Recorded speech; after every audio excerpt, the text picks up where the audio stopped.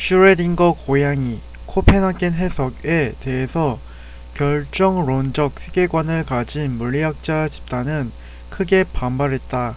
아인슈타인이 그랬고 양자역학에서 중요한 역할을 했던 슈레딩거 역시 그랬다.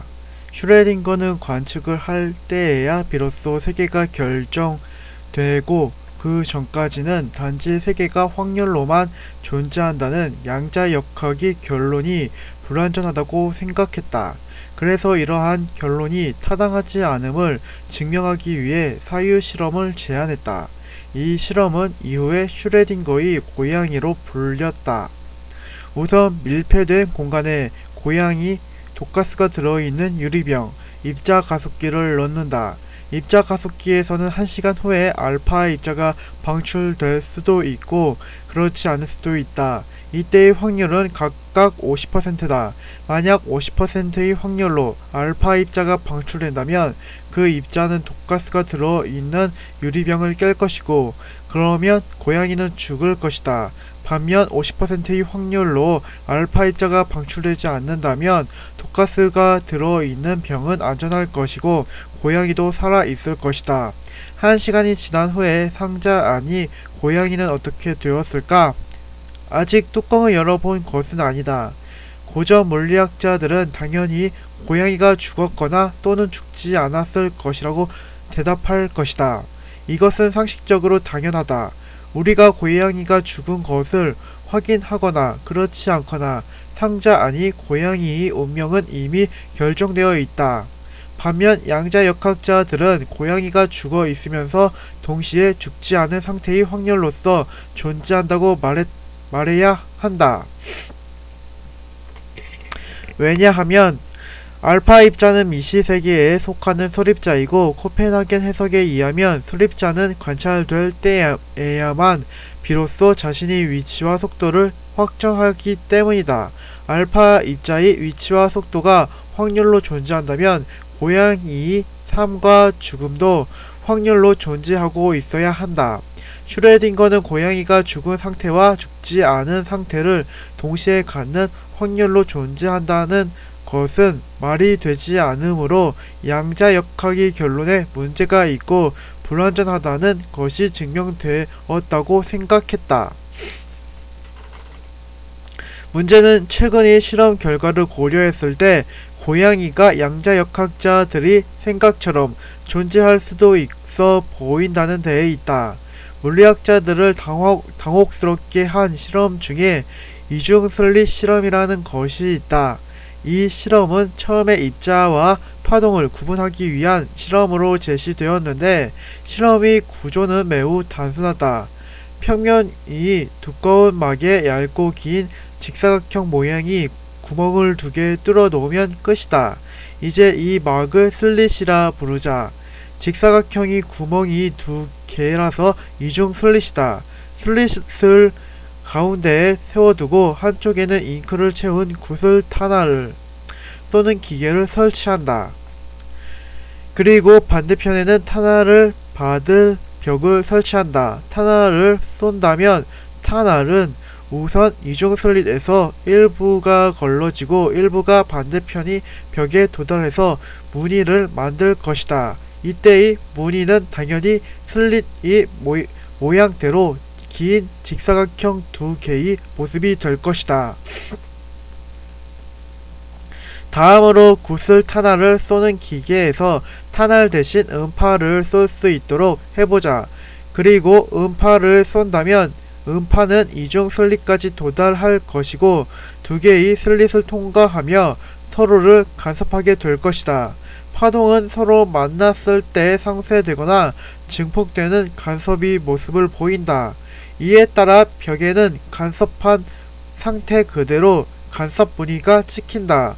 간섭 무늬는 슬릿 모양이 긴 직사각형 여러 개가 일렬로 찍힌 모습으로 나타난다. 이중 슬릿 실험은 고전적인 실험으로 벽에 찍힌 무늬를 통해 입자와 파동의 특징을 보여주는 실험이었다. 그런데 기술이 발전함에 따라 사람들은 눈에 보이지 않는 소립자를 대상으로 이중슬릿 실험을 하게 되었다. 그리고 분명히 소립자는 입자일 것이므로 구슬탈처럼 하나의 직사각형 무늬의 잔상을 만들어낼 것이라고 기대했다. 그런데 직접 실험을 진행했더니 소립자가 파동처럼 간섭 무늬를 드러내는 것으로 확인되었다. 이것은 상식적이지 않은 결과다. 왜냐하면 소립자는 당연히 입자일 것이므로 간섭 무늬를 나타낼 수 없기 때문이다. 하지만 실제로 간섭 무늬를 만들었으니 가능한 대답은 기계를 출발한 소립자가 이중슬릿 앞에서 둘로 나뉜 다음에 각각 두 개의 슬릿을 지나서 서로를 간섭한다는 것이다. 그래서 과학자들은 두 개의 슬릿 중에 소립자가 진짜로 지나가는 슬릿은 무엇인지를 확인하기 위해 슬릿에 검출기를 두어 이를 관찰했다. 그리고 실험을 진행했더니 이번에는 소립자가 간섭 무늬를 만들지 않고 하나의 입자처럼 직사각형 무늬를 하나만 만들어냈다. 즉 소립자는 마치 우리가 관측을 하는지 하지 않는지를 알고 있는 것처럼 행동한다. 관측하고 있지 않을 때는 자신이 위치를 확정하지 않고 확률로만 존재한 채 두 개의 슬릿을 동시에 통과해서 파동처럼 행동하지만 관측을 시작하면 자신이 위치를 확정해서 입자처럼 행동한다. 다시 말해 관측이라는 행위가 확률로 존재하고 있던 세계를 하나의 세계로 확정하는 역할을 하는 것이다. 소립자들이 확률로서 존재할 수 있다고 해도 고양이처럼 커다란 개체나 확률적으로 중첩되어 있다고 생각하는 것은 무리가 따른다. 그렇다면 어느 정도의 크기까지 입자는 위치를 규정하지 않은 상태로 확률로서 존재할 수 있는 것일까? 과학자들은 점점 더 커다란 입자들을 대상으로 이중슬릿 실험을 하고 있다. 최근에 이루어진 실험에서는 탄소 원자 60개가 축구공처럼 연결된 플러렌으로 이중슬릿 실험을 해보았다. 탄소 원자는 우리에게는 매우 작은 물질이지만 사실 소립자와는 비교할 수 없을 만큼 어마어마한 크기를 가지고 있는 물질이다.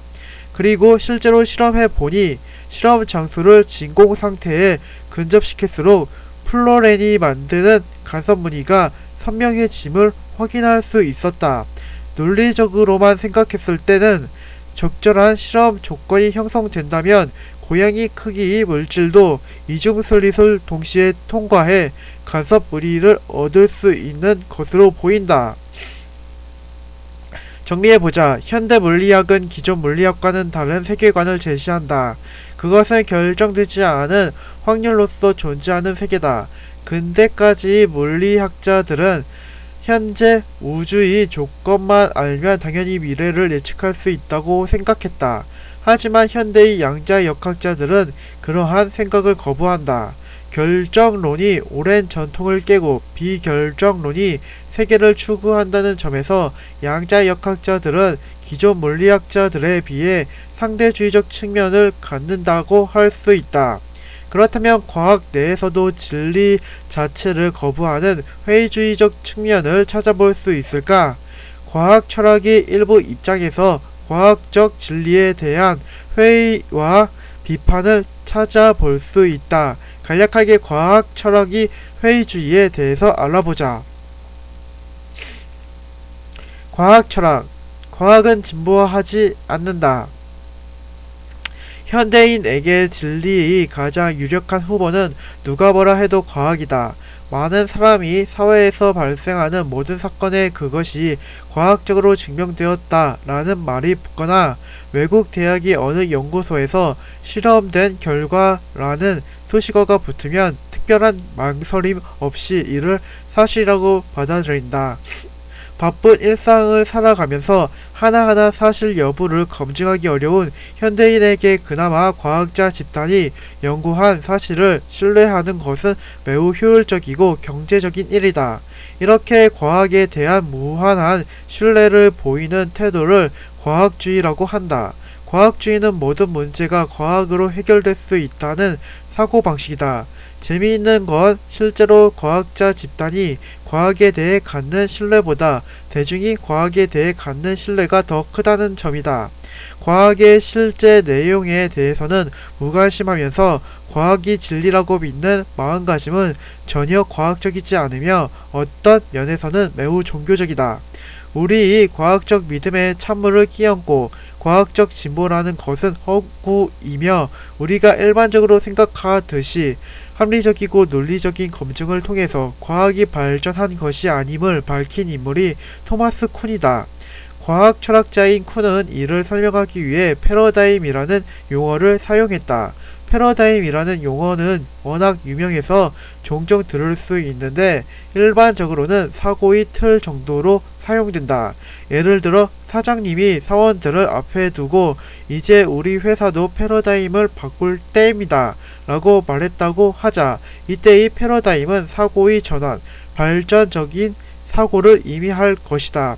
이러한 용어 사용이 틀렸다고 말하기는 어렵지만 사실 쿤이 원래 사용한 의미대로 생각해보면 사장님이 말은 매우 이상하게 들리기도 한다.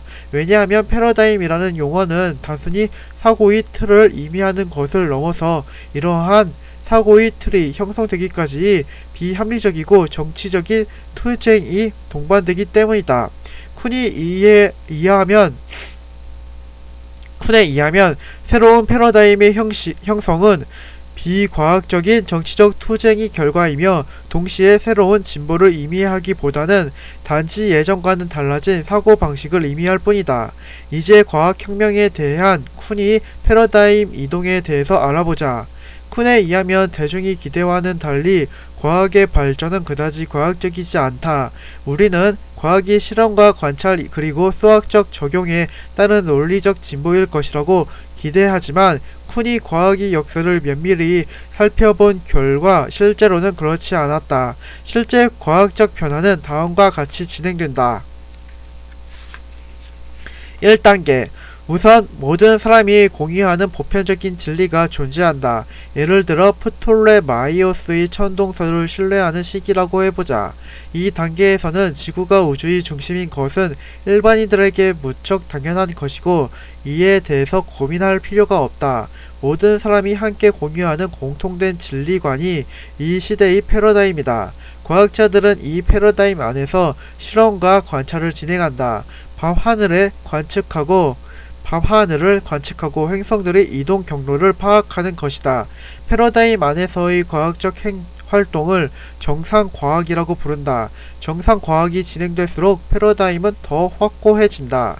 2단계 그런데 위기가 찾아온다. 정상과학 안에서 해결하지 못하는 변칙 사례가 발견되는 것이다. 예를 들어 밤하늘의 화성이 경로를 추적해보면 원래의 경로와 다르게 역행해서 움직일 때가 발견되는데 천동설 안에서는 이를 설명하기가 어려웠다. 하지만 이러한 변칙 사례들이 발견된다고 해도 패러다임이 단번에 무너지는 것은 아니다. 사람들은 패러다임보다는 변칙 사례 자체가 잘못되었다고 생각하거나 기존의 패러다임으로 변칙을 수용하려는 다양한 방법들을 모색한다. 포톨레마이오스도 실제로 주전원이라는 새로운 규칙을 추가해서 화성의 역행을 설명하려고 천동설의 변칙 사례를 해결했다. 제3단계 위기가 심화되고 혁명이 발생하는 시기다. 변칙 사례들이 계속해서 발견되고 기존의 정상과학이 이를 수용하기 어려워지면 패러다임이 심각한 위기가 찾아온다. 그러면 기존 패러다임에서 비교적 자유로운 젊은 과학자 집단이 새로운 이론으로 기존 이론에 도전한다. 이 시기에는 기존의 패러다임과 새로운 패러다임이 경쟁하게 되는데 이때 새로운 패러다임으로 넘어가는 과정은 우리가 생각하듯 논리적이고 합리적이지 않다. 새로운 패러다임은 다듬어지지 않은 까닭에 기존의 패러다임보다 많은 문제점을 갖고 있지만 미적으로 보기 좋다거나 간결해진다는 과학 외적인 요인들을 기반으로 젊은 과학자 집단에 의해 제시되는 단계다. 과학계를 장악하고 있던 나이 많은 과학자 집단은 기존의 패러다임으로 새로운 변칙들을 설명하기 위해 다양하고 노련한 방법들을 사용한다. 코페르니쿠스가 지동설을 주장함으로써 새로운 세계관을 제시했지만 기존 과학계로부터 다양한 비판을 받은 것이 이에 해당한다. 실제로 코페르니쿠스의 지동설은 움직이는 지구에서 왜 사람이 쓰러지지 않는지 등의 문제점을 해결할 수 없어서 당대에는 설득력을 갖지 못했다. 4단계 새로운 패러다임이 기존의 것을 폐기하고 혁명적으로 등장해 새로운 정상과학이 되는 단계다.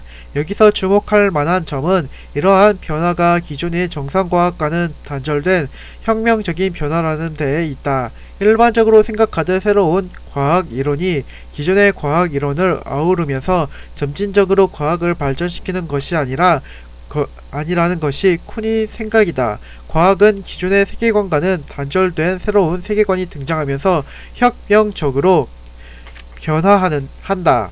이를 과학혁명이라고 한다. 쿤이 과학발전 대신 과학혁명이라는 단어를 선택한 것은 새로운 패러다임이 기존의 패러다임과 단절되어 있다는 것을 표현하기 위해서였다.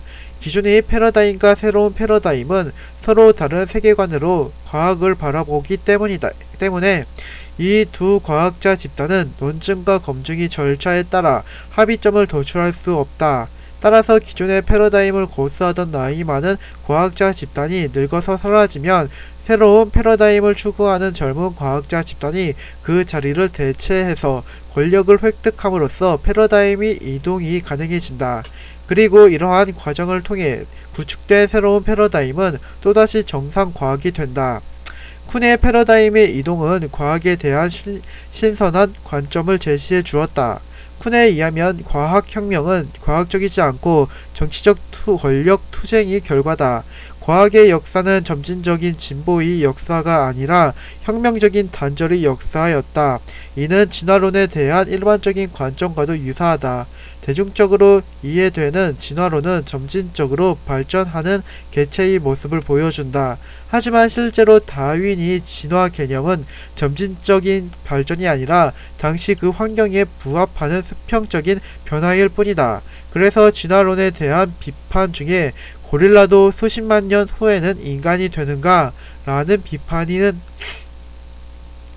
비판은 진화에 대한 개념이 오해에서 기반한 질문이 된다. 이 질문은 고릴라보다 인간이 더 발전된 존재이고 진화란 발전된 방향으로 진보하는 것이라는 전제가 깔려 있다.